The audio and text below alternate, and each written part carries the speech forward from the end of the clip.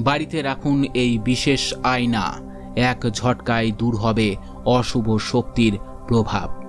বাস্তুশাস্ত্র অনুসারে বাড়িতে অধিক নেতিবাচক শক্তির উপস্থিতির কারণে ব্যক্তির শারীরিক, মানসিক এবং পারিবারিক আর্থিক সমস্যার সম্মুখীন হতে হয়। বাস্তুদোষের কারণে এমন হয়ে থাকে। এমন পরিস্থিতি থেকে বাড়ি থেকে বাস্তুদোষ দূর করার জন্য বিভিন্ন উপায়ের উল্লেখ রয়েছে। একটি সহজ উপায় হল পাকুয়া আয়না বাড়িতে লাগানো। চীনা বাস্তুশাস্ত্রে এই আয়নাকে বিশেষ গুরুত্ব দেওয়া হয়েছে। বাড়ি বা অফিসে এই আয়না লাগাতে পারেন। এর ফলে ব্যক্তির জীবনে সুখ, সমৃদ্ধি এবং সৌভাগ্য ফিরে আসে।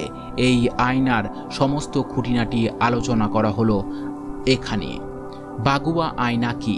অষ্টকোণাকৃতি এই আয়নার কাঠের ফ্রেমের মাঝখানে গোল কাঁচ বসানো থাকে। এর পাশাপাশি কাঠের তৈরি 8টা বাহুতে 3টি করে ফেংশুইয়ের দাগ কাটা থাকে। এর মধ্যে কিছু লাইন থাকে ছোট ছোট এবং বড়। সেই রেখার ইয়াং শক্তির প্রতিনিধিত্ব করে, আর ছোট অথবা ভাঙা রেখার নাম ইন। একাধিক রঙের মিশ্রণে এই ফ্রেম তৈরি করা হয়। বাড়ির সঠিক দিকে এই আয়না লাগালে বাড়ির নেতিবাচক শক্তি সমাপ্ত হয়, পাশাপাশি ইতিবাচক শক্তি উৎপন্ন হয়।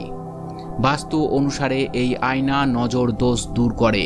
প্রচলিত বিশ্বাস অনুসারে যে ঘরে বাগুয়া আয়না থাকে সেখানে সদস্যরা কখনো নজর দোষের শিকার হন না, উন্নতি লাভ করা যায়। বাগুয়া দর্পণ বাড়ি বা অফিসে লাগালে নেতিবাচক শক্তি সমাপ্ত হয়। এর ফলে সুখ, সমৃদ্ধি ও ধন সম্পদ লাভ করা যায়। এর পাশাপাশি ব্যক্তি ব্যবসায় অসাধারণ সাফল্য লাভ করে। কোন দিকে লাগাবেন এই আয়না? বাস্তুশাস্ত্র অনুসারে সঠিক দিকে বাগুয়া দর্পণ লাগানো অত্যন্ত গুরুত্বপূর্ণ। বাড়িতে ইতিবাচক শক্তি প্রসারের জন্য পূর্ব থেকে পশ্চিম, উত্তর থেকে দক্ষিণ দিকে এই আয়না লাগানো উচিত। এছাড়া উত্তর বা পূর্ব দিকেও লাগাতে পারেন। বাগুয়া আয়না প্রবেশদ্বারের বাইরের দিকে লাগাতে পারেন। এছাড়াও রান্নাঘরের দেওয়াল বা দরজায় লাগানো যেতে পারে।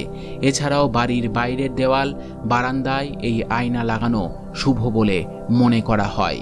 বাগুয়া আয়নার বাস্তু নিয়ম: বাগুয়া আয়না কখনো নোংরা রাখতে নেই। এই আয়না সামান্য ভেঙে গেলে তা তৎক্ষণাৎ ঠিক করে দিন। বাড়ি বা অফিসের ভিতরে এই আয়না লাগানো উচিত নয়। বাগুয়া আয়নার ফ্রেম নীল, কালো, লাল, গোলাপি যাতে না হয় সেদিকে লক্ষ্য রাখতে হবে। সবুজ, সাদা, আকাশি এবং অফ হোয়াইট রঙের বাগুয়া আয়না কিনবেন।